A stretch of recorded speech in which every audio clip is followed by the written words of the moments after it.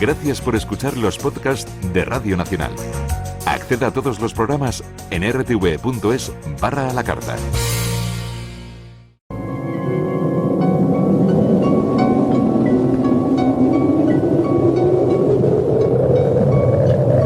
Solo cuando el túnel está en la más absoluta oscuridad es cuando puede volver otra vez la luz.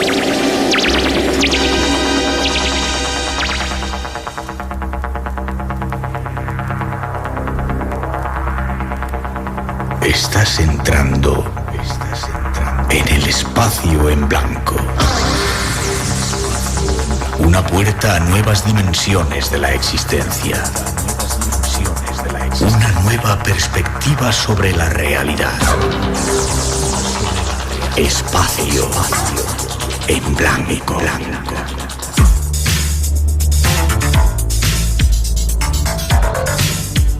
Una producción escrita y dirigida por Miguel Blanco.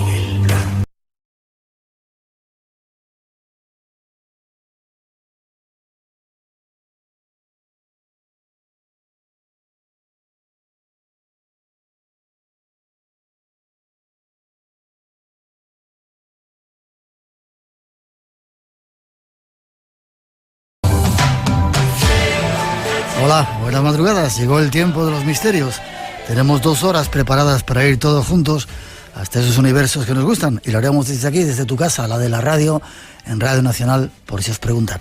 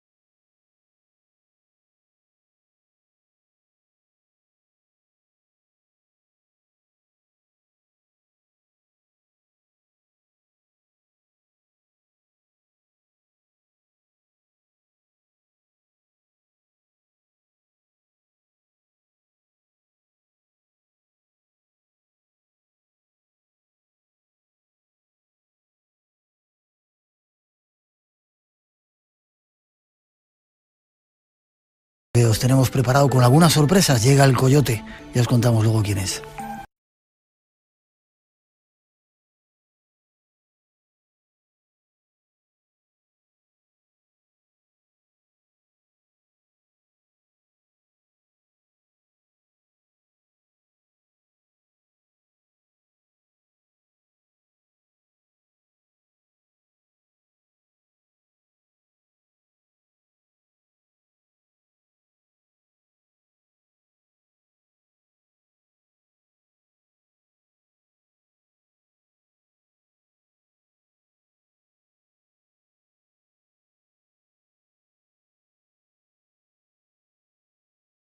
Estamos yendo hasta el tiempo de la Primera Guerra Mundial para conocer algunas de las inexplicables experiencias que vivieron cientos de soldados.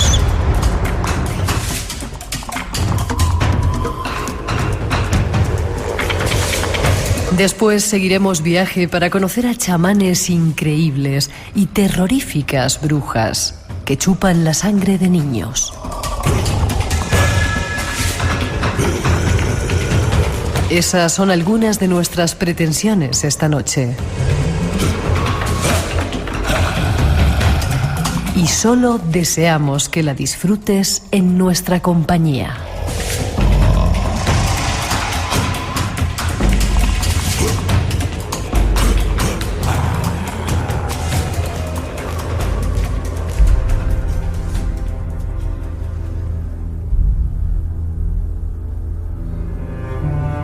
Todo eso y además la visita del Coyote recién llegado de México, un personaje de leyenda.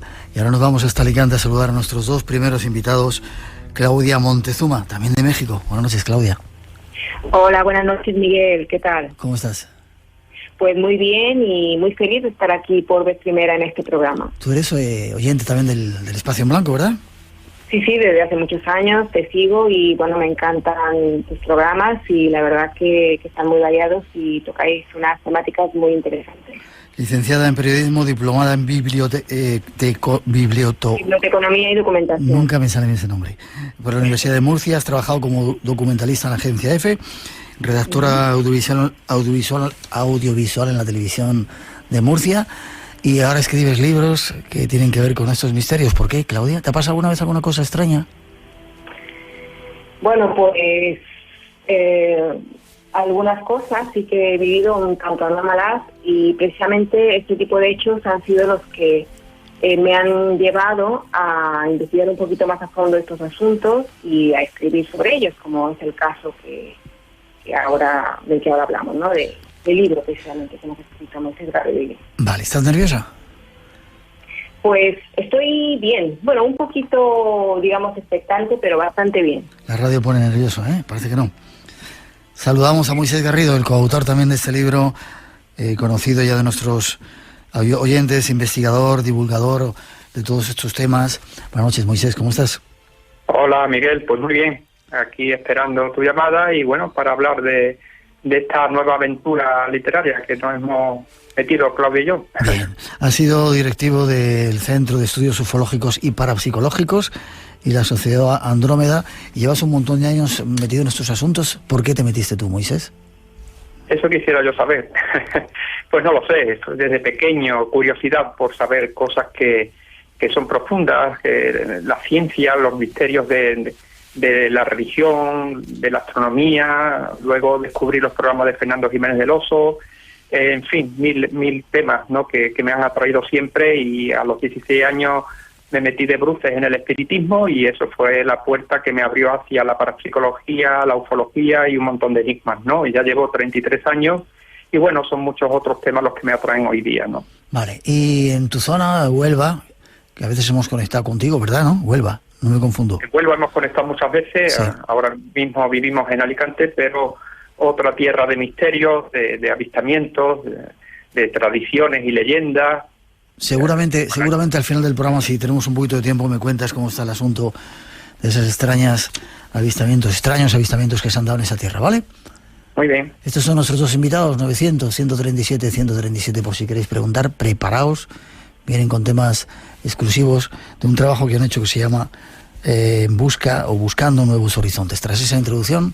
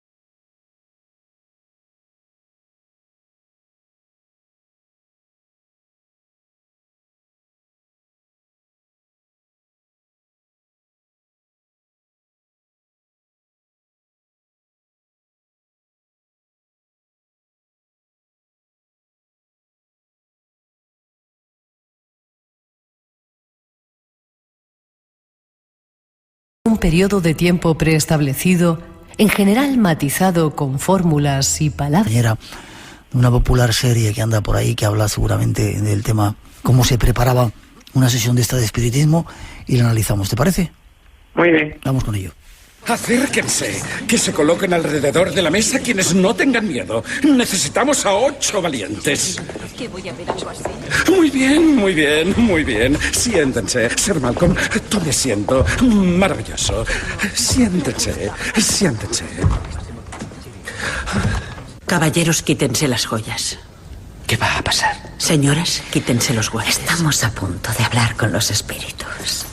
Por favor. Sus manos. Les pido paciencia.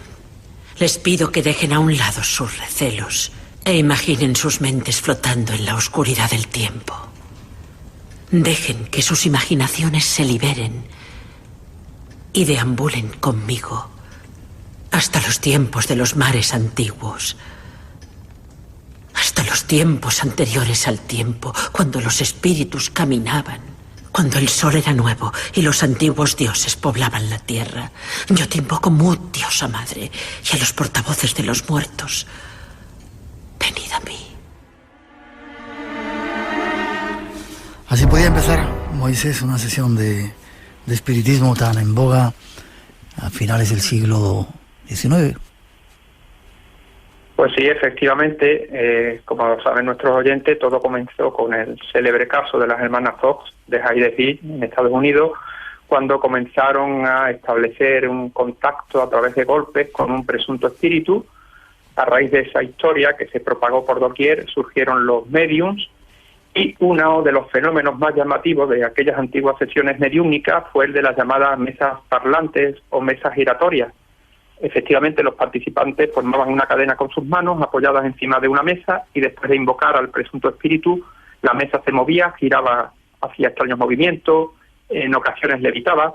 Al principio el sistema era de un golpe sí, 2 golpes no. Más tarde ya se intentó establecer un código según el cual cada golpe de la pata de la mesa contra el suelo correspondía a una determinada letra del abecedario. Era un sistema muy lento, muy rudimentario, pero fue utilizado durante un tiempo hasta que se eligió luego atar un lápiz al extremo de la pata de la mesa para que escribiera mensajes sobre un papel que se colocaba en el suelo, ¿no? Sí. Lo interesante, al margen de los dictados de los presuntos espíritus, es que ocurrían fenómenos de efectos físicos. Las mesas se movían y en ocasiones levitaban. Espacio en Blanco, en Radio Nacional, con Miguel Blanco. Con Moisés Garrido en esta primera parte del programa, hablando de espiritismo, mesas parlantes y otra serie de fenómenos. Supongo, Moisés, que sería terrible ver cómo se movía una mesa, ¿no? Cómo escribía con ese bolígrafo atado a la pata, ¿no? Una supuesta comunicación con los espíritus. Claro, en aquel ambiente, un ambiente propenso de sugestión también, de deseo de contactar con familiares fallecidos, fue un boom el mediumismo, ¿no? Se propagó por Estados Unidos, por Europa, y bueno, este primer sistema de comunicación a través de los golpes dados por la mesa atrajo a muchos hombres de ciencia. Algunos eran catedráticos, incluso algunos premios Nobel, que formaron parte de la Sociedad de Investigaciones Psíquicas de Londres, fundada en 1882, y una de las investigaciones que realizaron fue el de las mesas parlantes o giratorias, porque eran fenómenos de efectos físicos. Y el primer trabajo serio, sistemático, en torno a los experimentos con mesas giratorias, que yo sepa, data de 1854 y fue realizado por el conde Agénor de Gasparín, que era un científico francés muy interesado en los medios de efectos físicos de los que estamos comentando, ¿no? Publicó un ensayo donde recogía sus estudios sobre las mesas giratorias, concluyendo que los casos eran reales. Hubo muchos otros científicos que estudiaron el fenómeno y también escribieron sobre ello. Y en nuestro libro pues ofrecemos esas opiniones favorables, y llegaron a afirmar que las mesas mostraban incluso sentimientos, emociones como tristeza y alegría por la forma de golpear el suelo.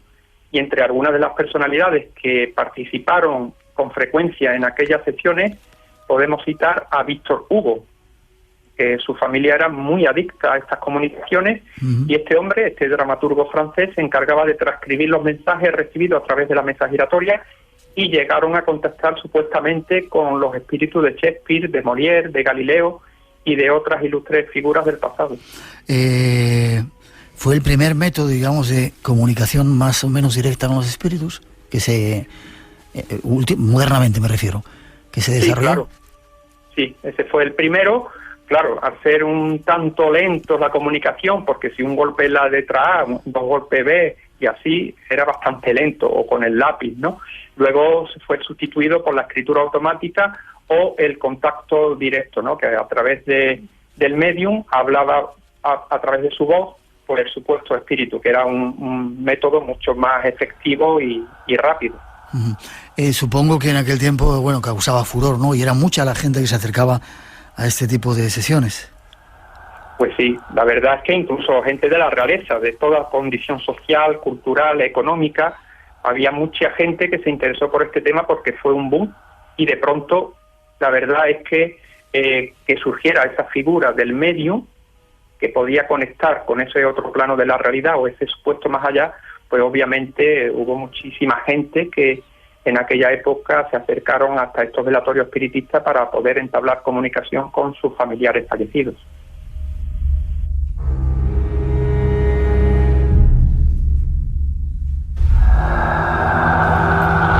Houdini, ese famoso personaje del cual hablaremos dentro de poco, que era bastante escéptico, también quería comunicarse con su madre, ¿no? Y llegaba o iba a esta serie de celebraciones. Sí, él con sus conocimientos como mentalista, ilusionista, trató de desenmascarar muchos medium falsos, por supuesto, y lo logró. No obstante, él siempre le quedó esa cosa de poder comunicarse con su madre fallecida, y lo intentó con varios mediums, y bueno, yo creo que no quedó satisfecho del todo. Algunos datos que le dieron, él pensó que podían ser auténticos, pero se fue con la duda, ¿no? Uh-huh. Pero hubo muchos grandes hombres de ciencia, entre ellos el gran psicólogo Carl Gustav Jung, padre de la teoría del inconsciente colectivo, fue testigo de estos fenómenos porque su prima Ellen Preisberg, que era medium y provocaba este tipo de fenómenos, entre muchos otros, pues le sirvió para realizar la tesis doctoral. La propia tesis doctoral de Jung estuvo centrada en esas investigaciones que realizó con su prima Ellen. O sea que hubo muchísimas personas. El criminólogo César Lombroso, que estudió a la medium Eusapia Palladino, que provocaba tantos fenómenos de movimiento de mesas con su extraordinaria facultad psíquica, hasta pues materializaciones, extraños ruidos, etcétera, ¿no? Y la investigaron pues numerosos científicos, incluso el astrónomo Schiaparelli. La medium solamente tocaba la mesa muy suavemente y enseguida se movía y levitaba, y todo a plena luz.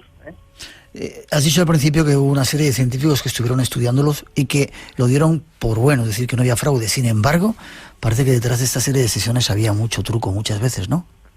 Claro, lamentablemente pues el fraude en el mundo de lo paranormal, en el mundo del espiritismo, está muy en boga, y en esas sesiones que muchas veces se hacían en penumbra, pues se producían muchos fraudes. Por ejemplo, uno de los casos más célebres, el de la medium Florence Pugh, que materializaba al fantasma de Katy King, hoy sabemos de sobra que fue un caso fraudulento. ¿Cómo lo hacía? El físico William Crook, que estudió ese caso, él creía que era real, pero fue engañado por la propia medium.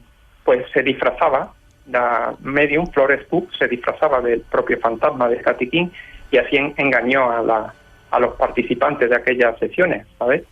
Entonces es increíble que un físico como William Crook, que era premio Nobel de Química, se dejara engatusar de esta manera por esta joven medium. Pero bueno, luego se ha sabido a través de carta que este hombre, la verdad, estaba enamorado de la joven medium, ¿no? Yeah. Pecó de ingenuo, pese a su formación científica, y él consideró que era una insolencia examinar estrictamente a su amada, ¿no? Confiaba plenamente en ella, y si uno observa la fotografía del fantasma y compara su rostro con el de la medium, pues verá claramente que se trata de la misma persona. Es más, nunca se vieron juntas a la medium y al ectoplasma. No negamos que Florence Pugh fuera una medium que producía fenómenos parapsicológicos, de hecho se movían objetos a su alrededor desde pequeña, pero está claro que quiso ser una medium importante y para ello tenía que materializar un fantasma, y por eso recurrió al fraude, ¿no? Hoy por eso llama la atención esa excesiva confianza que depositaron en ella.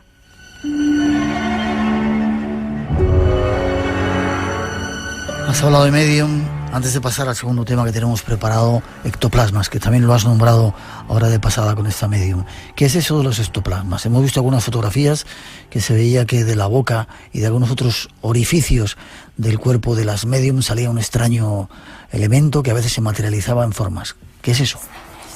Bueno, pues sin duda es el fenómeno más espectacular de todos los que se producían en los velatorios espiritistas. fue un término acuñado por el doctor Charles Richet, premio Nobel de Medicina y uno de los investigadores más importantes del campo de la metapsíquica. La palabra ectoplasma se compone de ectos, que significa en griego externo, y plasma, que quiere decir forma. Y el fenómeno ectoplásmico consistía en que del cuerpo del medium, preferentemente de la boca o de la nariz, surgía una especie de sustancia gelatinosa que se iba materializando y adoptaba una forma humana hasta perfilarse los rasgos y aparentar pues solidez, como si fuera una figura física. Hay muchísimas fotografías de la época, hay muchos libros de parapsicología o de metapsíquica donde vemos estas fotografías impresionantes de fantasmas o ectoplasma que incluso podían ser tocados, daban flores a los presentes, se dejaban tomar un mechón de pelo, y había dos clases de materializaciones, ¿no? Unas que se llamaban ectocoloplasmia, que consistía en la materialización de cabezas, de manos o de pies, y los ectoplasmas, que era la materialización completa del cuerpo. Curiosamente, algunos ectoplasmas accedían a hundir sus manos en yeso, en arcilla o en parafina, para así dejar huellas de su manifestación. Y había ocasiones en que el medium se introducía en un gabinete oscuro, entraba en trance, y de ese gabinete salía el ectoplasma paseándose por el salón, mientras los participantes de la sesión lo tocaban y lo fotografiaban. Luego, ese ectoplasma se introducía en el gabinete y salía el medium después de recobrar la conciencia. Qué curioso, ¿verdad? Muy curioso, un fenómeno propio de aquella época, un fenómeno que con el tiempo ha dejado de ocurrir, quizás porque ya hoy día hay máquinas, grabadoras, con películas de todo tipo, sensibles, y quizás ese fenómeno era muy dado al fraude, pero ciertamente había algunas materializaciones que parecían auténticas, como la de la medium Eusapia Palladino, o al menos eso decían los testigos, porque fue examinada bajo un control muy estricto, ¿no? Entre los que pudieron verificar esos fenómenos estaba nada menos que el criminólogo César Lombroso, que antes he nombrado, ¿no? Él cuenta una sesión que le impresionó muchísimo, porque en una ocasión se materializó su madre, que ya había fallecido años antes, y era exactamente igual, ¿no? Se acercó hasta su hijo y le dijo: César, hijo mío, y luego le dio un beso, y el impacto para Lombroso fue tremendo, como para el resto de los participantes, y no fue la única vez, se manifestó en otras ocasiones más. Y él concluyó, este científico, que no existía otra posible explicación sobre los fenómenos mediúnicos que no fuera la manifestación de los espíritus por intermediación de los medios. Eso sería quizá, a modo de conclusión para cerrar este primer capítulo, sería lo que podíamos sacar como idea general, que independientemente de que pudo haber después muchos fraudes, esos primeros sistemas sirvieron para comunicarse con el más allá. Bueno, ahí está la duda. La mayoría de los investigadores concluyeron que la telergia condensada era lo que producía el ectoplasma. Sería la exteriorización de una energía o fluido que procedía del cuerpo del medium, que se condensaba hasta adquirir forma humana debido a la ideoplastia. Esa es la explicación normal de la metapsíquica. En algunas ocasiones se tomó incluso muestras, por ejemplo en el caso de la medium polaca Stanislawa Toski, ¿no? Que se analizó y se comprobó que ese ectoplasma estaba formado por algunas sustancias como fosfato de calcio, clorato de sodio, leucocitos y células epiteliales, ¿no? Y hubo más investigaciones por parte de la Sociedad Dialéctica y también la Sociedad de Investigaciones Psíquicas, ambas de Londres, que comprobaron la realidad de este fenómeno y emitieron informes favorables, ¿no? Pero la duda se mantiene. Había investigadores que decían que estos fenómenos eran producidos por el espíritu y otros hablaban de que era una especie de fluido energético o de energía que emanaba del propio cuerpo del medium y materializaba esos ectoplasmas. Ahí están los primeros datos. Hay otros capítulos, otros asuntos que esta noche queremos explorar. 2:30, 1:30 en las Islas Canarias. Estás en Radio Nacional. Seguimos. Nómadas.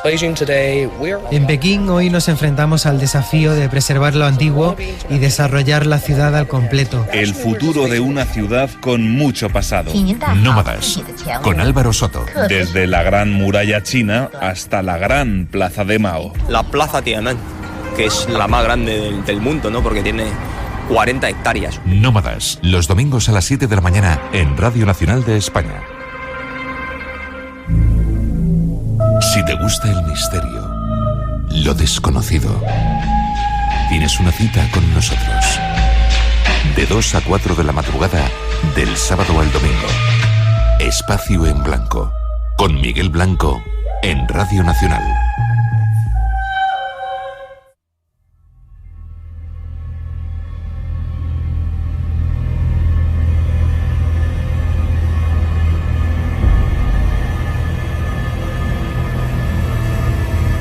Durante la Primera Guerra Mundial, quizás más que en cualquier otra guerra de nuestra historia, las experiencias paranormales de las que muchos soldados fueron testigos pasaron a formar parte del registro documental. Con el paso del tiempo, muchas de estas experiencias fueron recogidas por diversas revistas relacionadas con el ocultismo en toda Europa. Gran cantidad de soldados afirmaron encontrarse cara a cara con espíritus, entidades o apariciones fantasmales. Muchos de estos encuentros no pudieron ser explicados ni por los más escépticos. El premiado autor Tim Cook, principal experto del Museo Canadiense de los Conflictos Armados desde 1914 hasta 1918, ha dado a conocer una gran cantidad de historias escalofriantes, donde hay apariciones extrañas, premoniciones sobre salvamentos y otros acontecimientos inexplicables.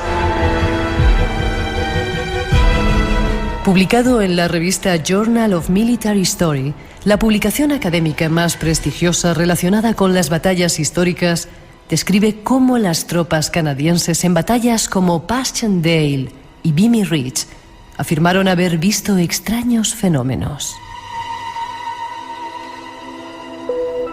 Compañeros muertos resucitados y vagando por los paisajes destruidos del frente occidental, por ejemplo. En otros casos, los soldados afirmaron haber visto ángeles sobre los campos de batalla, o incluso sentir una presencia de otro mundo que de alguna manera silenció las armas enemigas para permitir a los soldados escaparse. Extraños fenómenos en la Primera Guerra Mundial. Nuestros invitados nos dan más datos.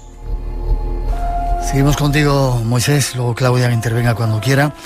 Parece que en la Primera, sobre todo Guerra Mundial, pasaron muchas cosas extrañas, ¿verdad? Como decíamos en esa introducción, ángeles, fantasmas, premoniciones. Claro, hay que tener en cuenta, Miguel, que se perdieron millones de vidas humanas durante aquellos 4 años que duró la Primera Guerra Mundial. El espiritismo seguía en auge a principios del siglo XX y muchos padres de aquellos jóvenes soldados que murieron en el frente estaban desconsolados y no se hacían a la idea de que jamás volverían a ver a sus hijos. Y el espiritismo les sirvió de consuelo a todas estas personas, ¿no? Al menos a través de los mediums podían mantener un vínculo con el espíritu de sus hijos fallecidos. Y ese ambiente de predisposición emocional, de credulidad, también sirvió lamentablemente para que floreciera la picaresca.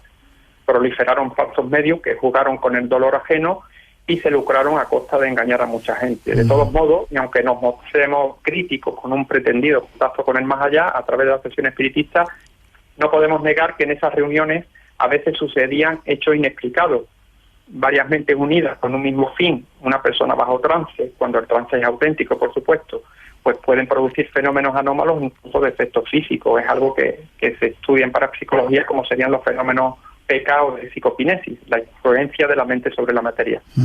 Pues bien, 3 años antes de comenzar la Primera Guerra Mundial, en 1911, se estableció en la Universidad de Stanford, en California, el primer laboratorio para la investigación psíquica. Todavía no se empleaba el término parapsicología, se hablaba más bien de investigación psíquica, metapsíquica o mediúmnica. Y en aquel primer laboratorio pues empezaron a usarse aparatos para estudiar a los mediums, como el electroscopio, el galvanómetro, el electrómetro, proyectores de rayos infrarrojos, etcétera, ¿no? Y resultan interesantes muchos casos que ocurrieron en esa época y que si quieres pues vamos comentando algunos. ¿Alguno? El que quieras y cuando quieras.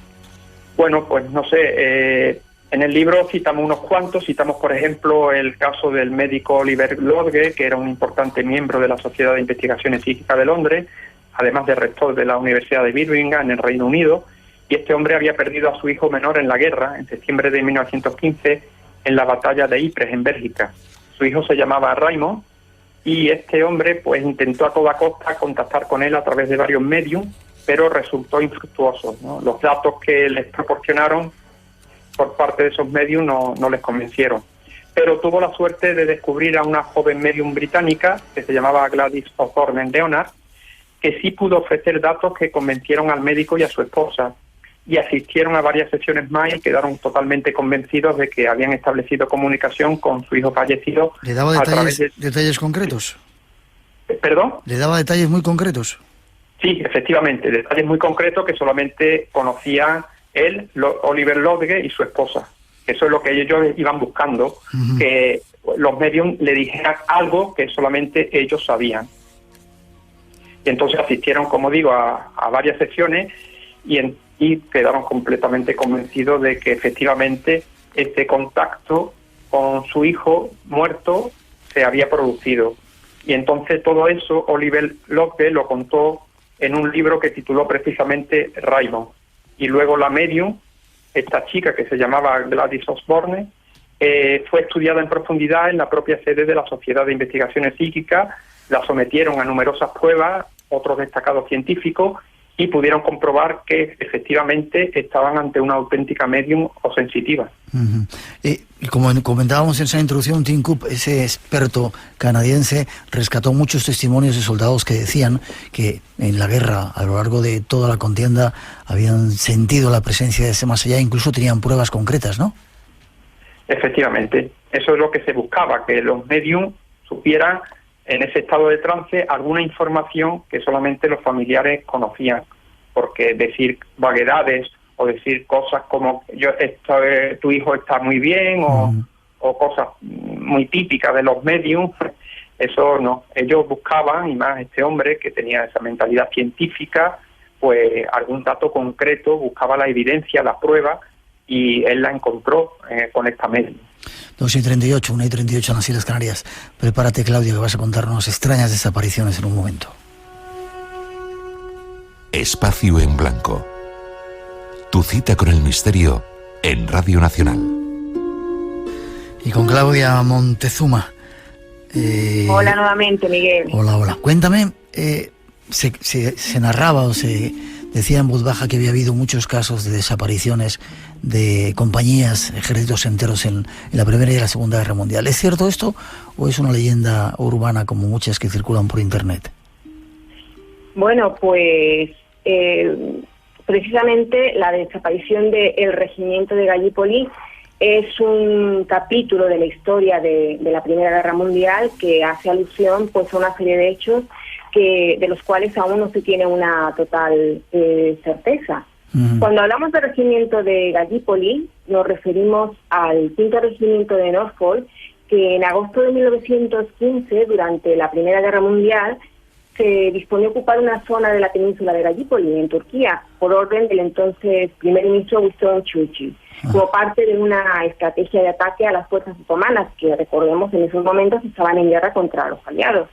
Era un regimiento británico, ¿no? Sí, exacto, era un regimiento británico. Vale.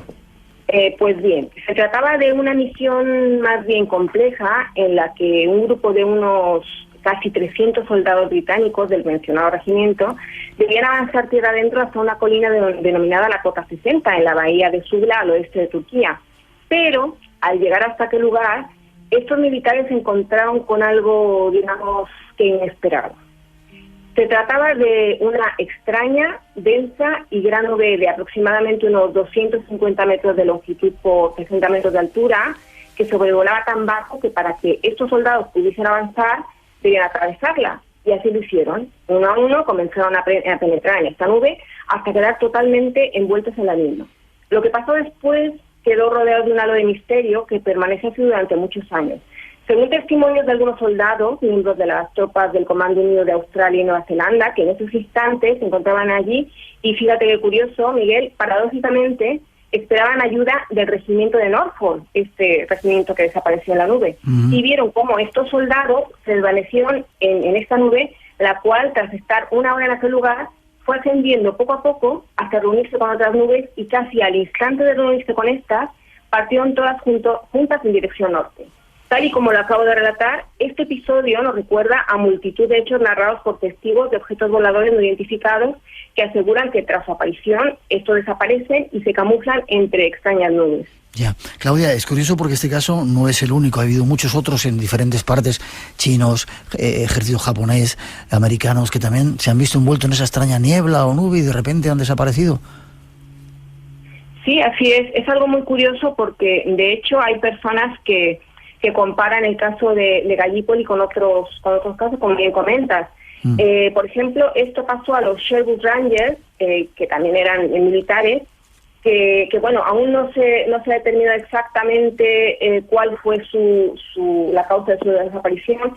Lo cierto es que a ellos también se les apareció una nube cuando estaban por aquella zona y pues aquí también surgió la hipótesis ufológica a raíz de que la prestigiosa revista Flying Saucer se hiciera eco del caso.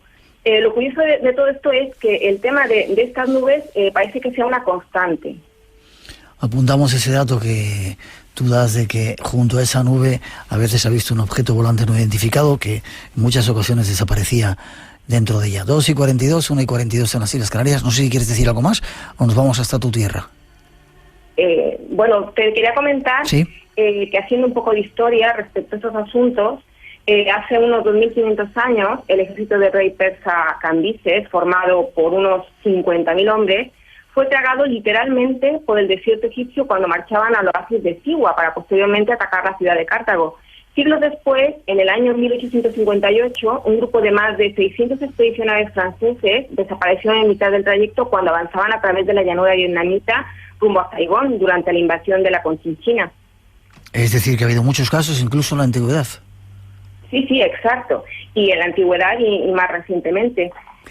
Por ejemplo, bueno, hay otro caso que si me da tiempo a contártelo, te lo comento ahora. Venga, incluso ya es que en pleno siglo XX, durante finales de la década de los años 30, unos 3.000 hombres del ejército chino al mando del coronel Li Fuxin se desvanecieron literalmente. Repentinamente, y ojo a lo que voy a decir, sus aparatos de radio dejaron de emitir señal. Cuando fueron a buscarles, solo encontraron algunas de sus armas y restos de fogatas, pero es que jamás se supo de ellos, de lo que allí pasó. Lo más extraño de este asunto es que ni siquiera los historiadores japoneses mencionan que Japón se enfrentó en combate contra este ejército. ¿Qué te parece? Curioso. Extraños misterios de nuestro mundo y de esas guerras. 2:44, 1:44 en las Islas Canarias, seguimos camino, nos vamos hasta tu tierra, si te parece, Claudia. Esta noche, en Espacio en Blanco. Somos hijos todos de la Madre Tierra y que ahora ella sea la primera, la que tenga sus propios derechos y nosotros nos toque respetarlos, ¿no? Y cuidarlos y defenderlos y poderlos llevar a tribunales cuando se necesita.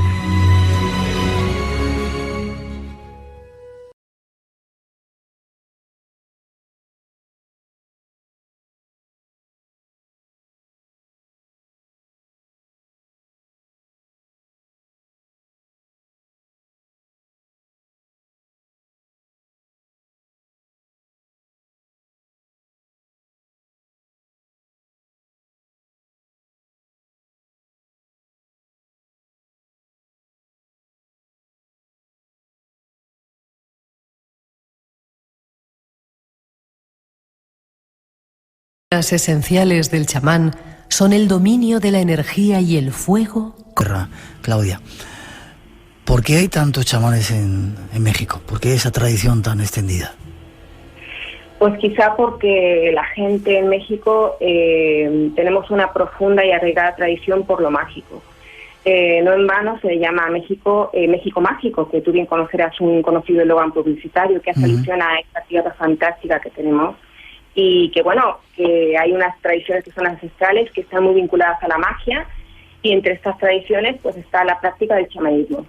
Cuando hablamos de los chamanes que manipulan el clima, nos estamos refiriendo a brujos de la América indígena a los que se les denomina graniceros por sus capacidades para controlar dicho clima. Ya, espera un segundito antes que me cuentes más cosas de esos graniceros. ¿Por qué se dan o por qué hay chamanes en todas las regiones? Porque hay veces que la tradición solamente está relacionada con un determinado lugar. Sin embargo, en México, norte, sur, este y oeste, en todos los sitios hay personajes que hacen ese tipo de cosas. Son capaces de volar, toman plantas de poder, trascienden, se comunican con el más allá. ¿Por qué? Porque todo es mágico. Bueno, es mágico. Sí, claro, porque hay una necesidad de esa búsqueda de lo trascendental, y es cierto que en cada zona tiene una forma de entrar en contacto con esa trascendentalidad. En el caso que nos ocupa, en el de los graniceros, pues esta trascendentalidad les viene dada pues por unas experiencias que estas personas tienen que están vinculadas a la muerte. ¿A la muerte? ¿No te he entendido? Sí, a la muerte, a la muerte. Sí, porque no cualquier persona puede ser granicero. Por lo general es una persona que ha vivido una experiencia cercana a la muerte y que en ese estado modificado de conciencia pues consigue entrar en contacto con los espíritus de la naturaleza. Ya, graniceros les llamáis allí a esos seres que son capaces de cambiar el clima, ¿no? O de alterar el clima. Exacto. Esa es su característica más principal, ¿no? Sí, claro. Los graniceros, también llamados Tezutlaski, que significa en náhuatl los que lanzan el granizo, son chamanes que, según las tradiciones indígenas, tienen la capacidad de controlar el clima, como estamos diciendo, pero además, y al igual que ocurre con otro tipo de brujos amerindios, pueden contactar con el mundo de los espíritus, profetizar, interpretar los sueños y usar la proyección astral. Pero cuando hablamos del clima nos referimos a controlar el granizo, que se caiga o no caiga, a controlar la lluvia y a controlar los rayos. Pero para ello es necesario que lleven a cabo una iniciación.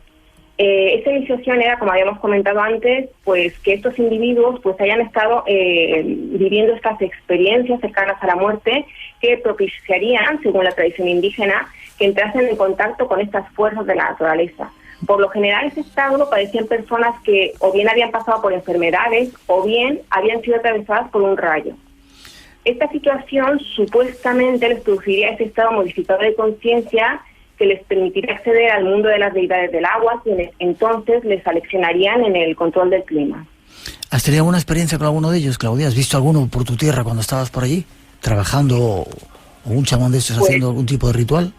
No he tenido la fortuna, pero sí sé que las tribus de varias zonas de México pues tienen bastante fe en los supuestos poderes de estos chamanes. Ya. ¿Son hombres o mujeres? ¿Los chamanes siempre son hombres? En este caso suelen ser hombres.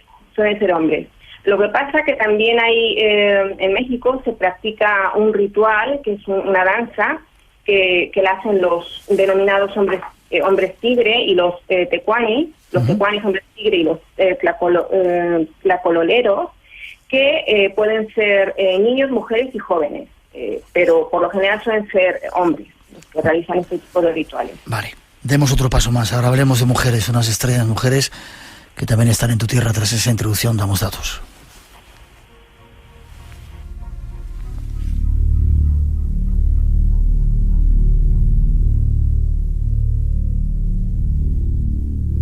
Seguimos viaje en busca de enigmas. En esta ocasión volamos hasta Tlahuelpuchi.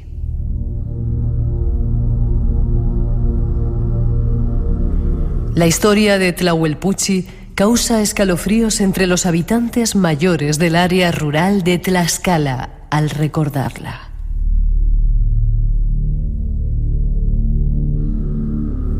No hace mucho tiempo, varios niños perecían después de haber sido chupada su sangre por un extraño ser.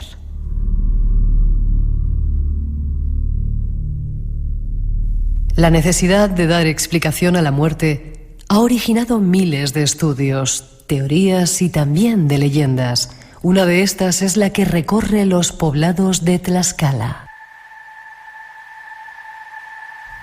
Se dice que las Tlahuelpuchis son aquellas mujeres que chupan la sangre a los bebés. Estos individuos tienen el poder sobrenatural de transformarse en animales, principalmente en aves, y dentro de esta especie, el guajolote es el más común. Entre las características que las personas de los pueblos han dado a las Tlahuelpuchis es que éstas se convierten a la primera menstruación de la joven en ese extraño ser. De ahí en adelante tendrá la necesidad de chupar sangre de 2 a 4 veces al mes Y la única manera de hacer que no haga daño es matándola, explican los expertos. Las tlahuelpuchis no pueden transformarse en animales en presencia de la gente normal. Para ello la hipnotizan o se retiran a donde no puedan ser vistas. El rito que realizan para adquirir este don de transformación, según se cuenta, se hace el último sábado de cada mes, después de la medianoche. Otro de los rasgos que distinguen a estas personas, según relatos, es la luminosidad por la que se hacen acompañar, como si una bola de fuego rodara con ellas, además de un tenue olor a sangre. Extraños seres nos vienen a visitar en los próximos minutos. Ahí está esa introducción, Claudia. ¿La has escuchado, verdad? Sí, lo habéis resumido muy bien y además, que habéis sacado un tema que es bastante interesante. Espera, te digo, tenemos solamente 2 minutitos antes de una pausa y luego seguís un ratito más, ¿te parece? De acuerdo, muy bien. Vamos a situar dónde están estas... ¿Está bien dicho? ¿Cómo era? Tlahuelpuchis. Sí, ¿en qué zona está situado de México? En Tlaxcala, es donde se ha estudiado porque es un sitio donde más... Norte, sur, centro, sitúamelo un poco en México. Está al sur del país. Al sur del país. Vale, ¿es una historia antigua, muy antigua o todavía siguen hablando de todo ello en Tlaxcala? Bueno, se sigue hablando, de hecho hay un estudio reciente hecho por antropólogos y sociólogos que hablan de la muerte de muchos niños de aquella zona que habían aparecido con moratones en el cuello. Y bueno, según la tradición indígena de las personas del lugar, pues se creía que era pues por el supuesto ataque de estas brujas vampiros, por así decirlo. Está bien resumido, como decíamos, una especie de ser especial que cuando llega la primera menstruación parece que se convierten en ese monstruo. Sí, parece ser que cuando ya pasan de ese paso de niña a mujer es cuando ya se transforman, que de alguna forma su cuerpo adquiere esas capacidades. Es lo que parece ser. ¿Se han dado muchos casos? Hombre, se han dado bastantes casos. De hecho, como ya he comentado antes, pues se han estudiado por antropólogos y por sociólogos que de hecho han publicado en revistas de México, han publicado todas estas cuestiones.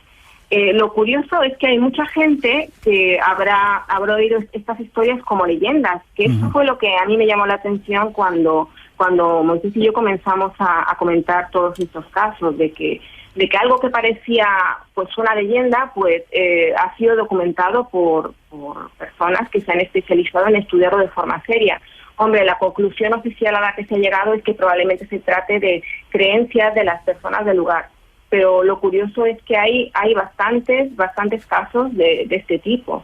Es que además hay incluso hay actas que se hablan sobre todo estos casos en pleno siglo XX y que bueno, que resulta curioso ver cuando existe con examinar documentación que efectivamente existen todas estas historias. ¿Y solamente en la zona de Tlaxcala o en más lugares de México? En Tlaxcala, fundamentalmente en Tlaxcala, aunque yo recuerdo también casos de la Ciudad de México. Ya. ¿Se sabe cuántos casos han dado de esos niños desaparecidos o sin sangre? ¿Hay datos? ¿Sabe cómo? Si se sabe cuántos niños han sido atacados por este extraño ser. Pues cientos de niños al parecer. Vale. Cientos de niños, y eso es lo que pues ha hecho a algunos estudiosos, como por ejemplo Mutini, pues, estudiar todo este tipo de historias en Tlaxcala, centrándose en el Estado mexicano de Tlaxcala. Vale. ¿Os quedáis un ratito más para despedir y sacar conclusiones, te parece? Claro que sí. Sí, por supuesto. No os vayáis.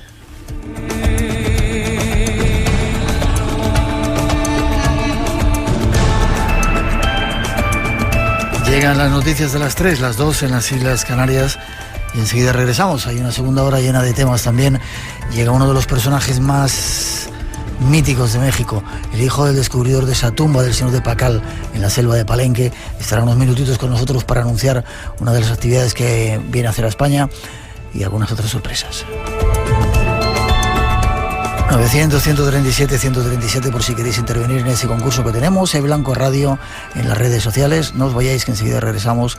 Estás en el Espacio en Blanco, aquí en Radio Nacional.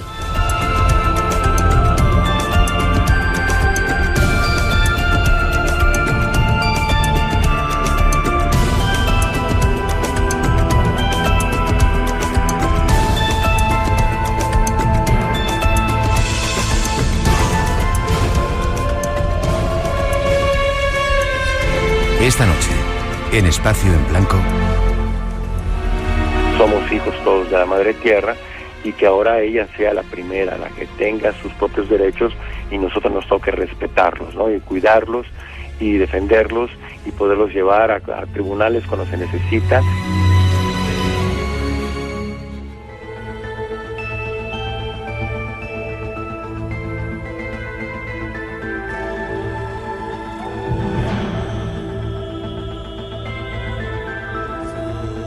Todos los secretos van a parar a un sitio.